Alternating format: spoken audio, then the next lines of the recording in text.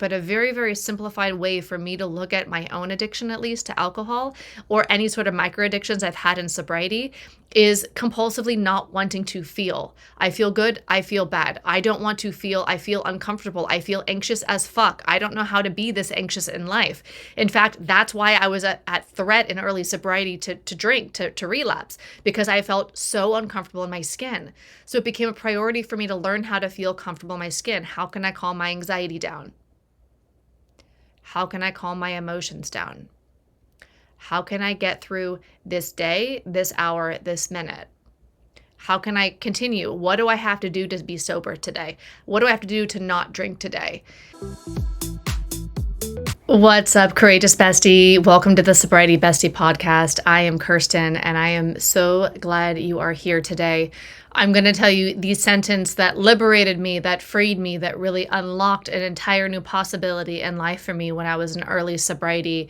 It's a simple sentence, but it's something that had never occurred to me because it had never been my experience until another sober woman said it to me. Now, I want to Well, the first 30 days of my sobriety, I was in rehab. So this was probably like somewhere between 30 days sober and 90 days sober. And I was just making sober friends. And she said to me, "You never have to drink again. You never have to drink again." So I'm saying that to you. You never have to drink again. You might drink again. You can drink again. But you never have to drink again. That never occurred to me. I never thought of it as something that I never had to do again because I always had to do it. I had to do it. I was so anxious. I had to drink to calm the anxiety down, right? And maybe that's why you're here too with me. It's because it's like the anxiety and the alcohol go together. So at least that was what it was like for me. When I first started drinking, it calmed down all the anxiety. And that was great. I love that. I love that it made me feel comfortable in my skin. It made me feel connected to the people, the humans. I started dating. I had friends. I was going out dancing. It gave me everything that I always wanted, that the anxious version of me before I drank never could have dreamed of. It never would have been possible for me. So it completely calmed and regulated my nervous system to a level which I could function in society and like be social and all of my high school dreams. And I continued to drink after that for 17 years. And a lot of that time, alcohol was able to calm me down in a way that helped me manage stress, manage emotions, manage life, manage breakups, manage the good times and the bad times. So when things were hard, I would drink, and when things were good, I would drink. It was always like somebody in rehab said it was like an exclamation point. Exclamation point? How do you say that? Exclamation point. So whether it was good or bad, high or low, whatever was happening in my life, it was like always followed by a drink. And that was certainly true for me. So the idea that I never had to drink again was literally mind blowing. And now, like, I've been sober almost 15 years. So it's like, I can't imagine drinking it. I don't even think about alcohol. It's not even on my mind. It's not on my radar. When I'm having a good day or a bad day or a high or low, it doesn't even cross my mind to drink. It's so out of my life. But in the beginning, it was hard to think that way. So if you're in the beginning right now and you're struggling to even imagine a world without alcohol, that's exactly where I was. And it might not be possible for you to really imagine that right now. That might be the life beyond your wildest dreams. It was beyond my wildest dreams. I didn't think, like when I was in rehab in September 2009, I didn't think it was possible to go 1 year without drinking. I wasn't even sure if I was going to go 30 days in rehab, right? But I wasn't going to drink in rehab. At least it wasn't possible. It didn't cross my mind. I was, institutionalized, right? We're locked in. And so when someone said that to me, it just really opened up my mind to like, what if I don't drink again? Wow, what do you mean you don't have to drink again? What does not having to drink look like? And so I couldn't really like process that, but it was a seed planted in my brain. And the way that I watered that seed, that's the invitation I'm giving to you, a way to water that seed that you never have to drink again, is as cliche and annoying as it might sound, or maybe you love this phrase. I certainly did not like this phrase. I was allergic to like any sort of recovery or sobriety phrase when I got sober, but it's one day at a time. I stayed sober in the beginning, one day at a time. I'm no longer one day at a timing it with sobriety. It's not hard for me not to drink. In the beginning, it felt impossible. I was one day at a timing it in the beginning to not drink sober. So I couldn't think I never have to drink again, but I could think I never have to drink today. Make everything simple. Just don't drink today. I'm not going to drink today. Or if you get the big mood, the hard mood, the high mood, the low mood, whatever it is, because I always drank over emotions, right? A lot of us did. And so when you have a big feeling and your mind is thinking a drink would be a good idea, or maybe it's like more, a lot of us relapse because we're having like this romantic idea that maybe just a glass of wine would be okay, or a couple of glasses of wine will be okay. It'll be different this time. We start believing this lie, this BS that flows through our head about why it's safe to drink when we don't have a lot of evidence that it's safe to drink. If you drank like me, maybe there wasn't a lot of evidence that it was safe for you to drink on the whole. Like sometimes you would do things like lose expensive phones or lose your dignity or whatever it was, whatever the consequences were when you were drinking. And so, I mean, sometimes it was okay, right? But not always. And so how do you not drink? How do you never have to drink again? And it's just that bite-sized little bit. Just for today, I'm not drinking. There's actually a recovery meeting in Bali, and painted on the wall on the meeting, it says just for today. And so as annoying as some of those quotes might be, or ideas, or even something in what I'm saying right now might be, it's how we do it. We just do like the next step, the next step, the next step. Any big goal is the next step. And so what is the next step with staying sober? The next step with staying sober is not fucking drinking. Right? That's the step. And then from there, it's like, okay, so if I don't drink today, what does that look like? Do I call a friend if I'm freaking out? I would call people when I was freaking out in early sobriety that I barely knew. Like I met some friends in recovery. And so I had them in my phone, and I would call, and people, like, we didn't all answer our phone, right? Because I don't know, 2009 was weird. I think it's even weirder now. People don't always answer their phone, but I would literally just call people, or today I guess you could text people and say like, I need help, or can you talk to me, or I'm freaking out, or whatever. But even alone, the act of reaching out can reassure us and help us out, so that maybe, just maybe, that's going to help change our mood a little bit, so we no longer feel that overwhelming desire to not feel. To me, that's what it is. To me, like addiction, very, very simplified and non-scientific, but a very, very simplified way for me to look at my own addiction, at least to alcohol, or any sort of micro addictions I've had in sobriety, is compulsively not wanting to feel. I feel good, I feel bad. I don't want to feel, I feel uncomfortable. I feel anxious as fuck. I don't know how to be this anxious in life. In fact, that's why I was at threat in early sobriety to drink, to relapse, because I felt so uncomfortable in my skin. So it became a priority for me to learn how to feel comfortable in my skin. How can I calm my anxiety down? How can I calm my emotions down? How can I get through this day, this hour, this minute? How can I continue? What do I have to do to be sober today? What do I have to do to not drink today? And so you never have to drink again.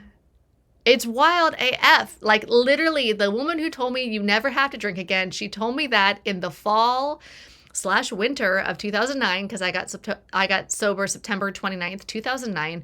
So she told me somewhere in the fall/winter of 2009, and and it's true, I have not had a drink since September 2009. So I never have had to drink again. There's been some times where I've wanted to drink since then, and that happened more frequently in the beginning. Any change we make in our life is harder in the beginning. So if you're in the beginning of overcoming anxiety, you're in the beginning of sobriety, you're in the beginning of overcoming sobriety without alcohol, wherever you're at on your journey, right? It's always hardest in the beginning. A part of the reason why is because we are outside of our comfort zone. We are literally burning new pathways in our brain. I think of it like trailblazing. We're blazing new trails in our brain. And once those trails have been blazed, it's easier to go down that path. Literally, it's like a highway, right? I mean, not literally, but think of a highway like in your brain. Once you blaze that trail, the electricity, the nerve impulses can blast down that trail. So if that trail is not drinking and doing things that are sober and reaching for sobriety instead of reaching for a drink, when you feel like you want to drink and you reach for sobriety or recovery instead, that's blazing a new trail in your brain, whether it's calling somebody, going for a walk. I always think it's best to put some activity between you and the thing that you want to do.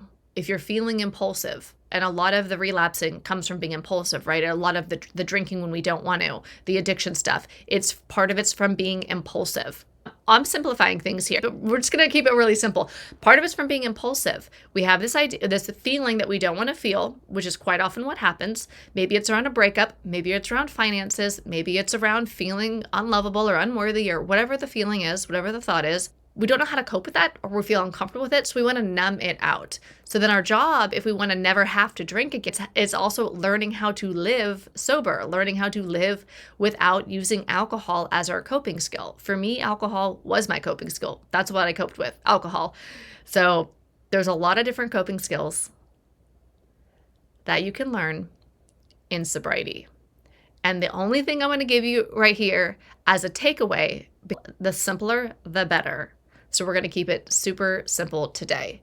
And that is, you never have to drink again. So that means don't drink today. Don't drink at the event that you're going to today. Don't drink in the next 20 minutes. Don't drink right now. Whatever that time period you want to put between right now and when you go to bed or when you wake up the next morning, right? Because some of us woke up in the middle of the night and drank. Oops. So it wouldn't matter what it is, but before you wake up tomorrow morning, you're not going to drink. And we keep it that simple. And that's how we never have to drink again, by not drinking the rest of today. Because any big goal, we just take that next step. And so it's just staying sober for this next period of time. And those next period of times that we get through add up. I think the last time that I ever felt like drinking, that I had the idea come into my head, I was 6 or maybe 7 years sober.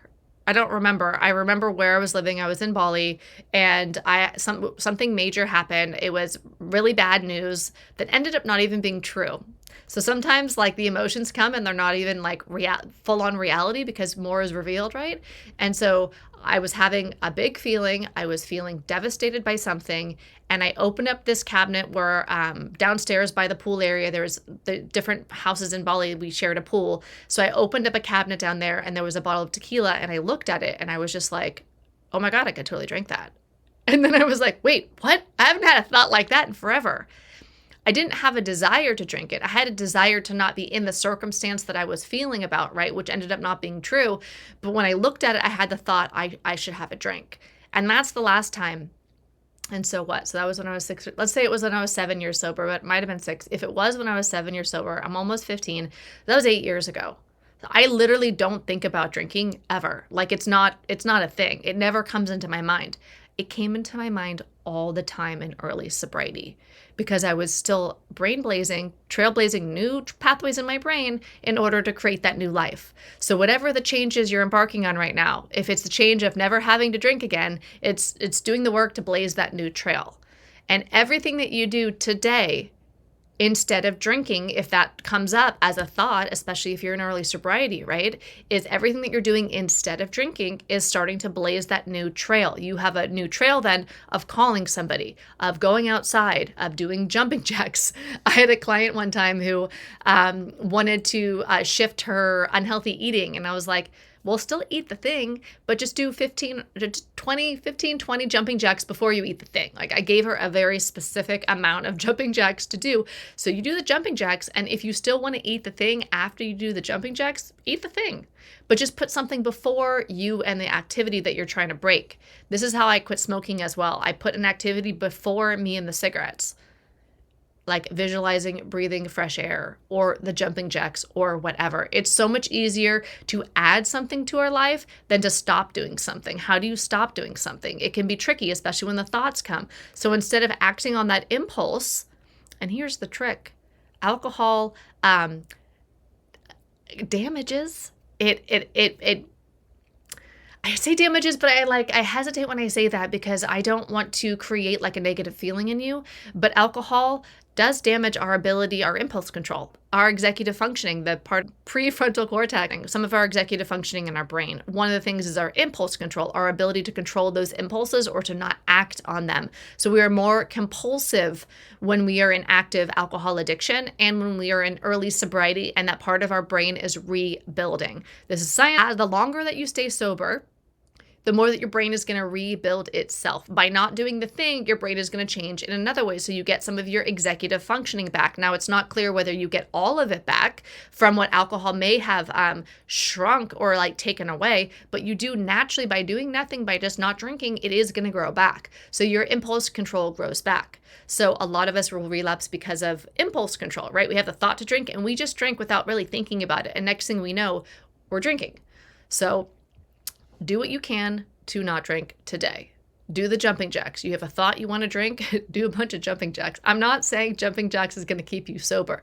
I'm saying changing the wiring on your habit of drinking and your addiction of drinking, changing the way that your brain is wired changes the way your brain is wired. That sounds so silly, but it's true. Just do something different. Just do what you can to not drink today. Then you worry about tomorrow.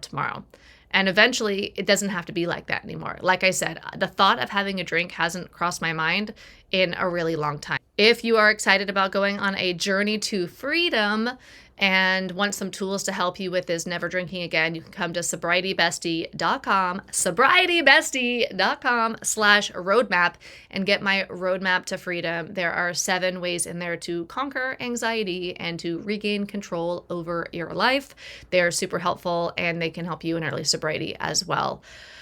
I wish you so much peace and so much freedom on your journey. I will see you in the next episode.